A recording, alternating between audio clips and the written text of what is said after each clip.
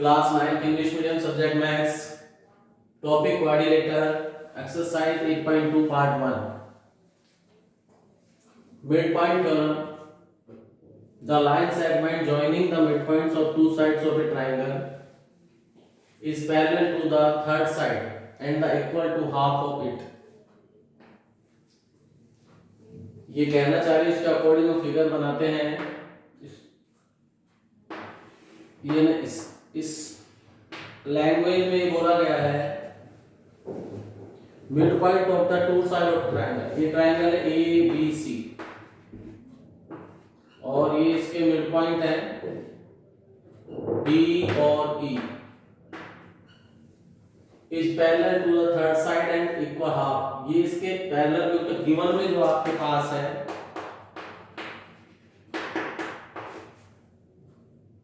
D and E are the midpoint of side AB and AC। ये D जो E है वो AB और AC के मिड पॉइंट है, ये हमें गिवन है। और अगली लाइन है ये जो साइड होगी वो पैरेलल होगी इस थर्ड साइड के और इसकी हाफ भी होगी। ये अपने टू प्रूव में आएगा। टू प्रूव में आएगा कि जो DE होगी वो पैरेलल होगी BC और जो DE होगी वो हाफ होगी BC।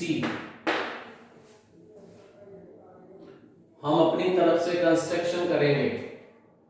इस लाइन को ऐसे बढ़ा दिया हमने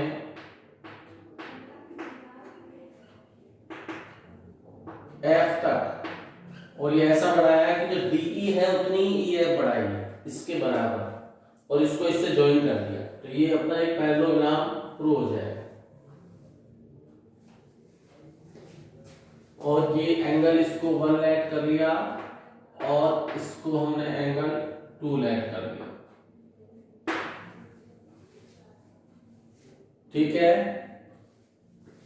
तो कंस्ट्रक्शन आएगा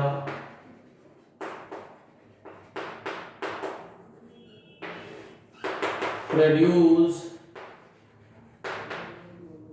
DE टू F। DE को F तक बढ़ाया, प्रोड्यूस किया सच दैट इस प्रकार बढ़ाया है कि जो DE है वो इक्वल है EF के। ऐसे बढ़ाया है कि जो DE है वो EF के इक्वल एंड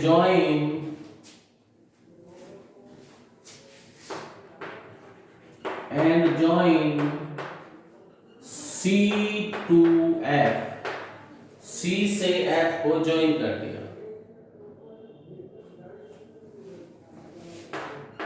प्रूफ। अब इसका हम प्रूफ चालू करते हैं। ये गिवन भी इधर से लिया हमने, टू प्रूफ इधर से लिया, कंस्ट्रक्शन हमने अपनी तरफ। हम इन दोनों ट्रायंगल को कॉन्ग्रुएंट प्रूव करेंगे।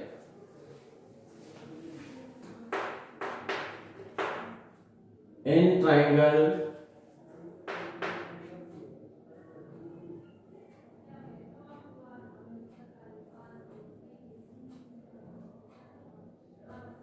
ADE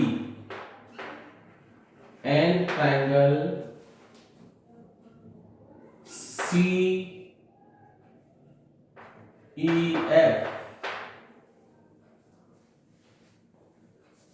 CFE ये दोनों ट्रायंगल लिया हमने। तो दोनों ट्रायंगल में आप देखोगे E मिड पॉइंट है, ये दोनों मिड पॉइंट है। मिड पॉइंट गिवन दे रखा है D and E, mid point मतलब ये इसके बराबर है। तो AE जो है वो इक्वल है EC। E is midpoint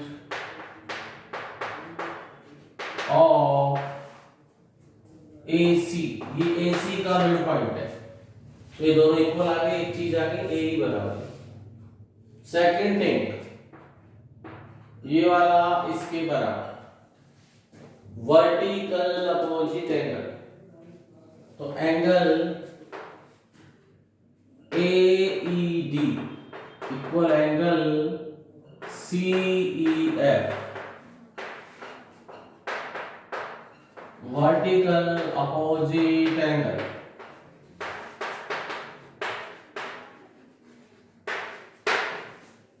और तीसरा हमने कंस्ट्रक्शन से लिया है, DE बराबर EF, ये कंस्ट्रक्शन है, DE equal EF by construction. तो तीन चीज आ गई, साइड एंगल साइड, तो ये जो ट्राइंगल ADE है वो कॉन्ग्रुएंट होगा CFE के by side angle side SAS, congruent होगा CPCT से, ये एंगल 1 2 के इक्वल होगा।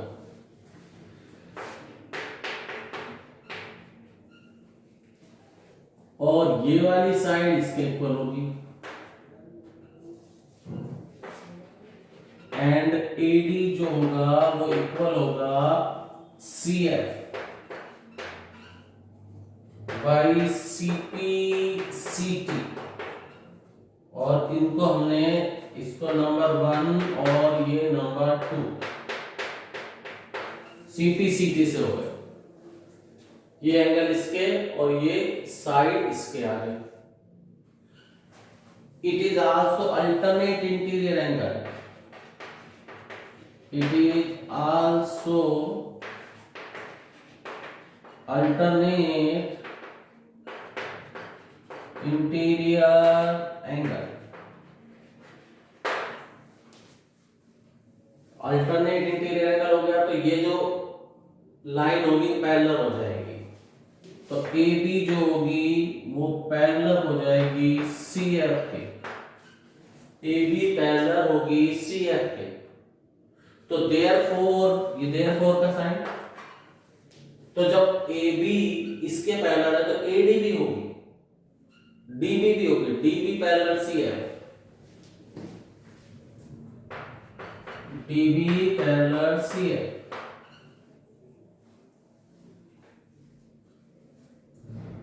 और जो DB होगी वो इक्वल भी हो जाएगी CF के, DB पैरेलल CF और DB इक्वल CF, क्योंकि AD इक्वल टू CF है, ये रहा, इसका रीजन होगा AD इक्वल CF और AD जो है वो DF के इक्वल, DB के, इधर ध्यान दीजिए, AD CF के भी इक्वल है और AD DB के भी इक्वल है, AD इक्वल तो ये भी इक्वल, तो इससे जो DB होगी वो पैरेलल भी हो जाएगी CF के और इक्वल भी हो जाएगी, इधर से आएगा, ये थर्ड। तो ये जब एक ही पेयर पैरेलल भी होता है और इक्वल भी होता है वो पैरेललोग्राम होता है, so that BCFD is a parallelogram, और पैरेललोग्राम की अपोजिट साइड इक्वल होती है, तो ये हो जाएगा DF पैरेलल टू BC और DF equal to BC, but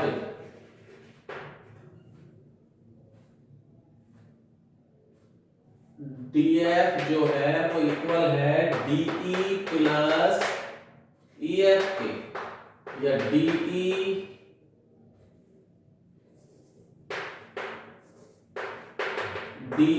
plus DE, EF भी DE के बराबर है, EF बराबर DE कंस्ट्रक्शन से, तो DF हो जाएगा 2 DE, ये 2DE के बराबर हो गया, या DE जो हो गया हाफ ऑफ DF, और DF हमने किसके बराबर बताया, BC के। तो DE is equal to half of BC, ये भी आ गया, और DE is parallel to BC, ये भी आ गया, इसको DE भी कह सकते हैं। तो ये दोनों आ गया प्रूव। थोड़ी सी थ्योरम टफ है, ढंग से ध्यान देना। नेक्स्ट इसका कन्वर्स है, converse of mid point.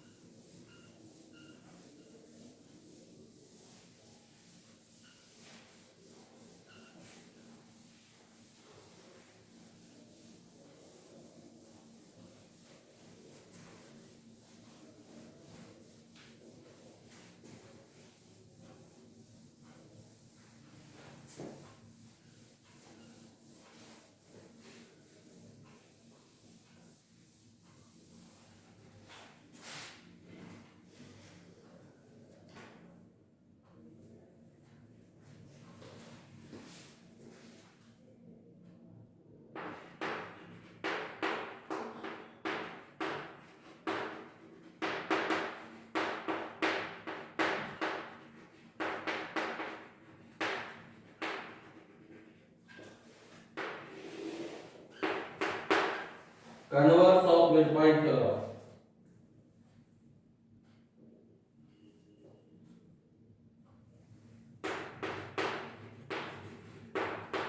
The line drawn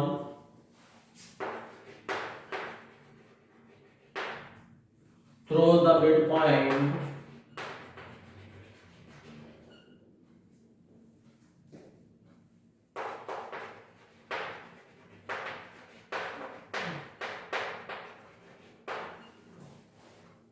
of one side of triangle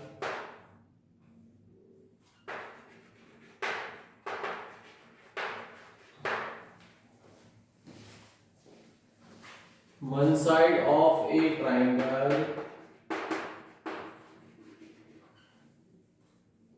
parallel to another side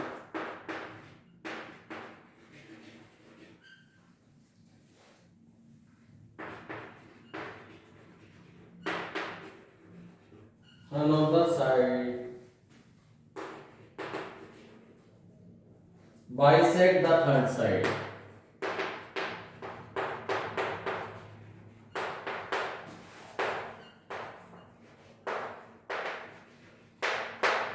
Bisect the third side.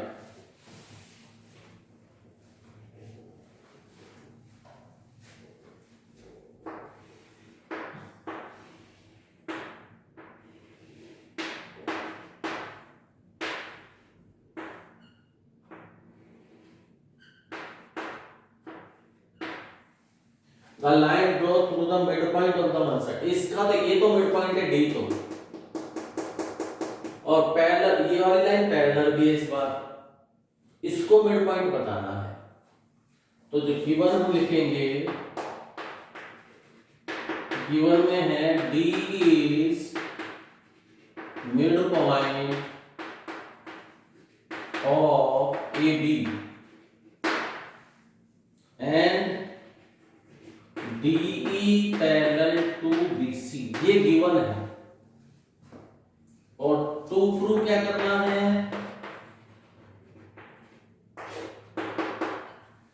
E is the midpoint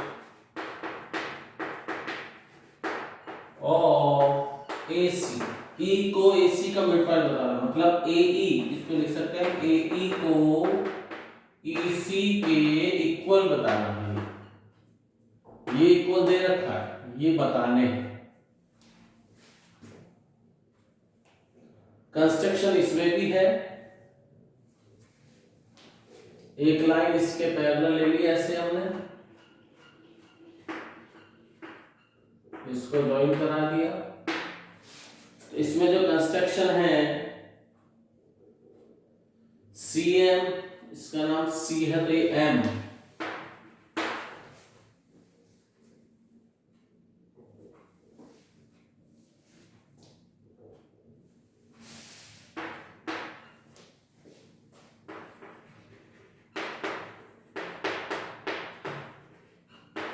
construction CM parallel to AB। इस CM हमने construct करी है वो AB के parallel है, AB के क्या है, पैरेलल। ये एंगल 1 माना, ये 2।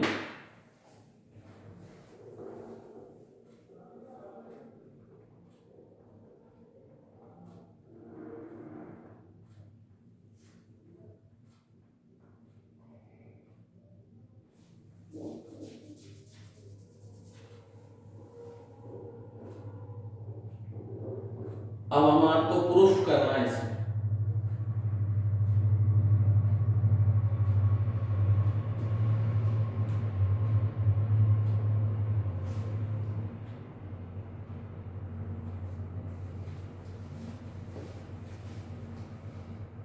प्रूफ लेंगे हम, तो एक तो हमें ये पैरेलल दे रखा है, गिवन है DE पैरेलल टू BC के बजाय D को DF भी लिख सकते हैं। हमारे को दिया है DE पैरेलल BC, पर हमने इसको DF भी लिख सकते हैं। जब BC तक है तो DF भी लिख सकते हैं, वो भी BC के पैरेलल, नंबर 1। और एक पैरेलल है हमारे पास, जब AB पैरेलल है CM के, तो DB जो होगी वो भी पैरेलल हो जाएगा CF के। जब पूरी लाइन पूरे के पैरेलल है तो उसका टुकड़ा भी पैरेलल ही होगा, parallel railway line, railway track, तो ये दोनों चीज आ गई। और जिसकी दोनों लाइन पैरेलल आ जाती है वो पैरेललोग्राम होता है। तो from first and second BCFD is a parallelogram। ये पैरेललोग्राम हो गया। और जब पैरेललोग्राम की अपोजिट साइड पैरेलल हो जाती है तो वो इक्वल भी होती है। तो DF इक्वल होगा BC एंड DB इक्वल होगा CF। Reason opposite side of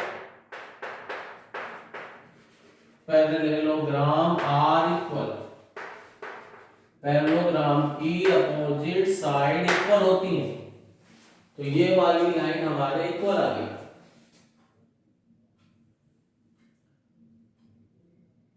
अब इक्वल आने के बाद D जो B है वो CF के इक्वल है, जबकि AD DF के है, D मिड पॉइंट है, और AD जो है वो DB के इक्वल है।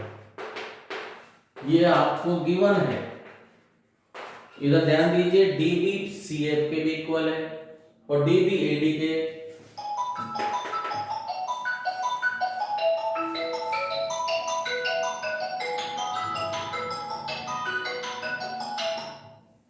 आधे घंटे बाद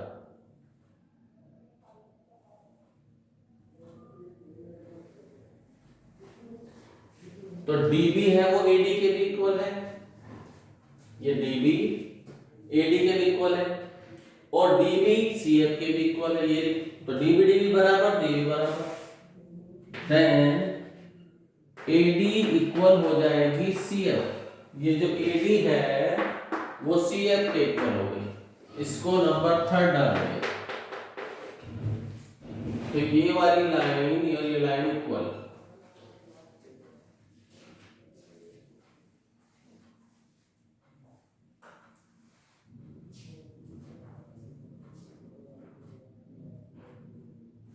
अब हम इन दो ट्राइंगल में लेंगे, in triangle A D E and triangle C F E, prove करते हैं हम इसको। 1 angle is equal to 2 alternate interior angle,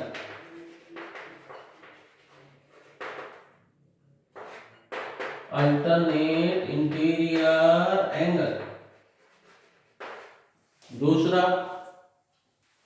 ये एंगल इसके AED, angle AED equal angle CEF,